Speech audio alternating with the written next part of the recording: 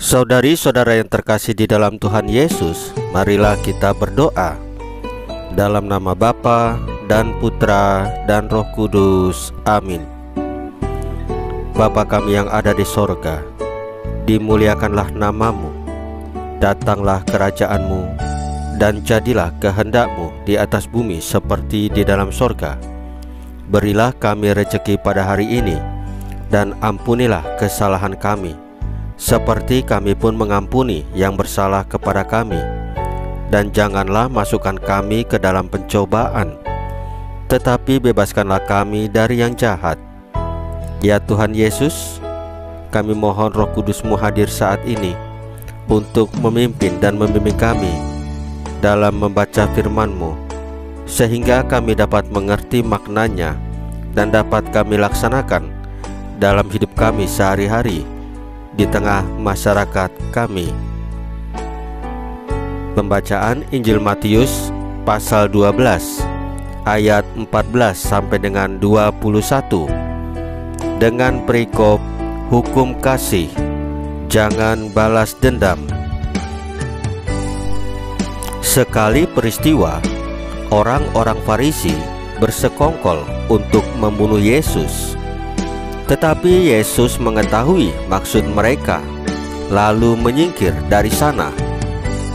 Banyak orang mengikuti Yesus, dan Ia menyembuhkan mereka semuanya. Ia dengan keras melarang mereka memberitahukan siapa Dia, supaya genaplah firman yang disampaikan oleh Nabi Yesaya. Lihatlah, itu hamba-Ku yang Kupilih, yang Kukasihi, yang kepadanya jiwaku berkenan. Aku akan menaruh Roh-Ku ke atasnya, dan Ia akan memaklumkan hukum kepada bangsa-bangsa. Ia tidak akan berbantah dan tidak akan berteriak, dan orang tidak akan mendengar suaranya di jalan-jalan. Buluh yang patah terkulai tidak akan diputuskannya, dan sumbu yang pudar nyalanya tidak akan dipadamkannya, sampai Ia menjadikan hukum itu menang, dan padanyalah bangsa-bangsa akan berharap. Demikianlah sabda Tuhan. Terpujilah Kristus.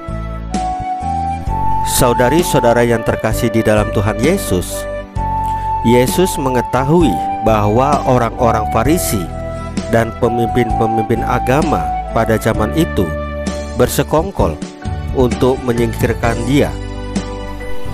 Yesus tidak hendak menegakkan keadilan secara langsung dalam masyarakat, tetapi Yesus hendak meluruskan relasi spiritual atau menjembatani jurang yang memisahkan manusia dengan Allah.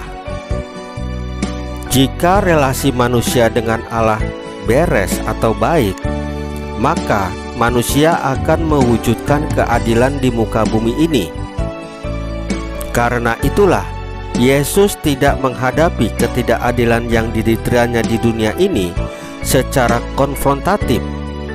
Sebaliknya, Yesus memberi contoh bahwa rantai kekerasan harus diputus melalui hukum kasih. Jika kasih meraja, maka keadilan di dunia pasti terwujud.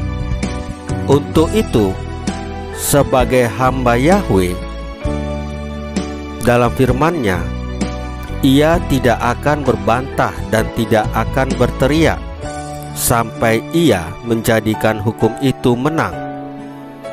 Yesus tidak kalah, namun mengalah untuk menang. Yesus mengasihi kita.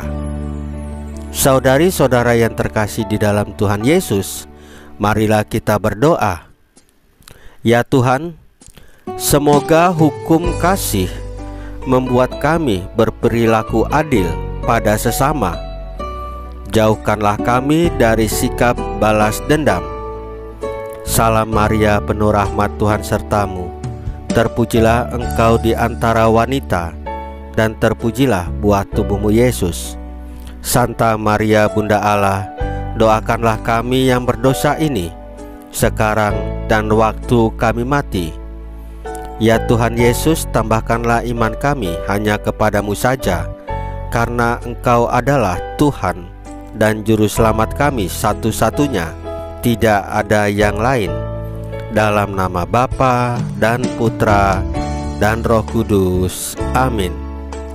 Saudari-saudara yang terkasih dalam Tuhan Yesus, bacaan firman dan renungan hari ini sudah selesai. Tuhan Yesus memberkati kita semua.